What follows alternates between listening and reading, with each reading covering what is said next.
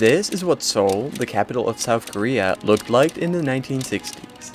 And this is what it looks like today. Just a couple of decades ago, South Korea was a hugely underdeveloped country with mostly uneducated population, and economy that was performing worse than the North Korean one. Today, the country has completely transformed. It has better infrastructure than most European countries, it's churning out hundreds of thousands of university graduates every year, and there is a good chance you have some Korean-made products at home. In the span of one generation, South Korea went from a third world country to one of the most developed on the planet.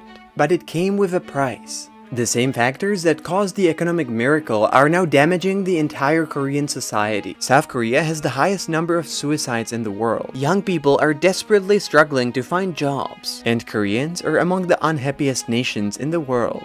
So what was the secret of the Korean economic miracle? And why do the Koreans now have to pay for their own success? This is the dark side of the Korean miracle. In the mid-1950s, Korea's starting position was not ideal. Actually, it could hardly be worse. For most of the first half of the 20th century, South Korea has been under Japanese occupation that was purposely keeping Koreans without education and access to qualified jobs. After the Second World War, the Japanese finally left, but the country was immediately divided between the US-backed South and Soviet-backed North. And just a few years after, the North attacked the South, and the war that broke out destroyed almost all the industry and infrastructure that existed in the South. By the end of the war in 1953, most of South Korea's population was illiterate. Its economy was basically just agriculture, and its prospects for the future were looking bleak. But at the same time, this was when the Korean miracle was just about to begin. There are basically three main factors that made the Korean economic growth possible. The first was the decision of the Korean government in the early 1960s to transform the economy from agricultural to industrial. But the way they decided to do that was quite unique. Instead of supporting small businesses, the government decided to build a new economy on several hand-picked family-owned companies. These chaebols, as they would be called, would be given enormous support from the government in forms of loans, subsidies, tax breaks, and any other support they would need. Basically, they didn't have to play by the same rules as everyone else. And if they got in trouble, they would get bailed out. And in exchange, they would deliver the economic growth that the government wanted and aggressively expand abroad. And it worked. As these chaebols started to produce cars, TVs, games, electronics, and literally everything else, and as they were turning into gigantic global corporations, they needed a lot of workers. And since these were advanced products with complex supply chains, they needed qualified people. Engineers, managers, accountants, in other words, they needed people with college education. And the Korean government was happy to provide that as well, and so the education fever began. Basically, since the end of the war, Korea was going through an unprecedented education boom. Once South Korea gained independence, the government opened up access to education to everyone. It started heavily promoting the idea that a university degree is necessary for anyone to have any kind of success in life, and pushing universities to admit as many students as possible. And it worked. Achieving college education, especially in STEM subjects, quickly became the main priority for every kid and every parent in Korea. Within just a few decades, South Korea went from a country where only 22% of people could read and write in 1945 to the most educated country in the world, where more than 2/3 of young people have a university degree. And once there was enough of qualified educated employees working in these chaebols, they would make sure that they work hard.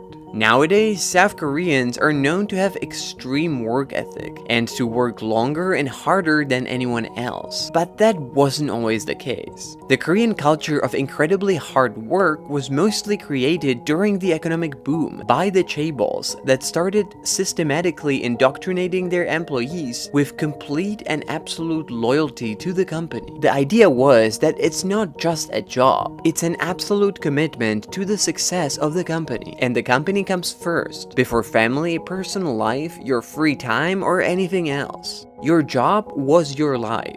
and the work environment made sure that it was not just a phrase. It became common to spend extremely long hours at work, to work evenings and weekends, and to spend time with your coworkers after work as well. Until today, after-hours drinking with your boss is still extremely common in South Korea, and it's not voluntary and you can't go home before your boss decides it's time. But once again, it worked. South Koreans now work longer hours than literally any other developed nation in the world, and their dedication was one of the things that helped to start up the economic boom. So that's the secret of the Korean miracle. Gigantic monopolized companies supported by the state, population where almost everyone has college education, and a culture of extreme work ethic. But if all that worked, then where is the dark side of all of this? Well, while this did make the Korean miracle happen, and it worked for a while, it's not really working anymore. And all those three reasons are becoming more and more toxic and damaging, not just for the economy, but for the society as a whole.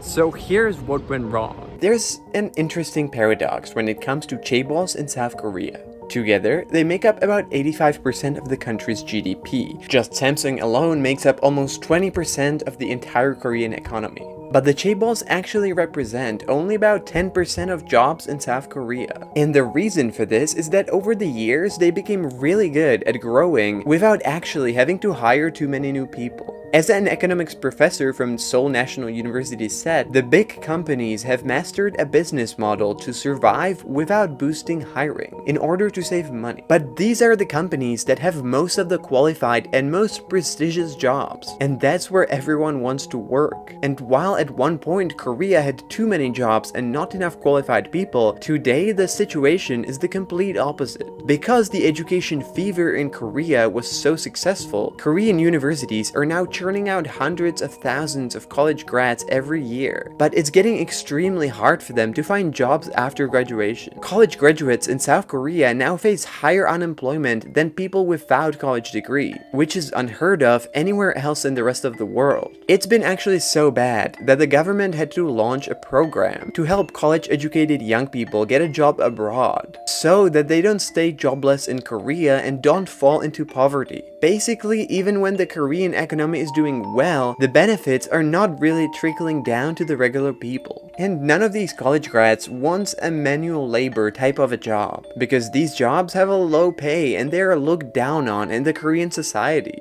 And so there is a lack of people in blue-collar jobs on one hand, and a ton of unemployed young people that can't use their college education on the other hand.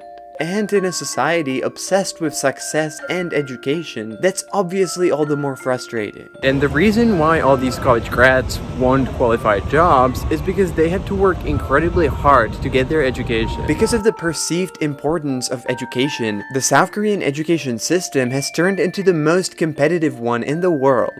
Not only that it's incredibly hard to get into a good university, but children, including the youngest ones, have to work just as hard as the adults just to keep up with the rest. 83% of 5-year-olds in South Korea attend after-school private education, and families spend on average 16% of their income on private education. The Korean government even had to ban private tutoring sessions after 10 p.m. in an attempt to decrease the insane workload that Korean children deal with.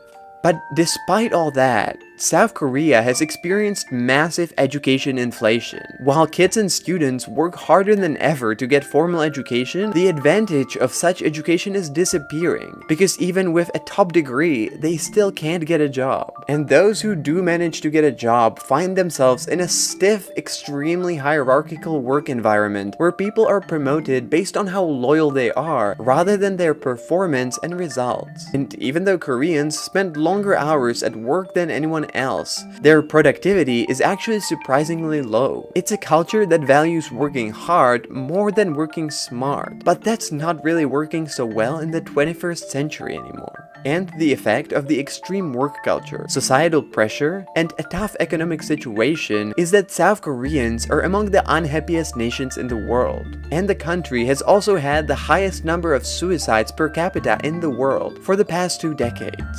It's so bad that even the government has now recognized it, and it's slowly trying to change things, but so far without any real effect. The problem is that although the system is not really working for a lot of people in the country anymore, it's really hard to change it. Chaebols now have a lot of political influence, and the system is working great for them, meaning that any reform is highly unlikely. And while the South Korean economic boom has been incredibly impressive, the country is now stuck with corporations that are too big to fail and too powerful to allow any change, growing youth unemployment rate, and a deeply depressed population.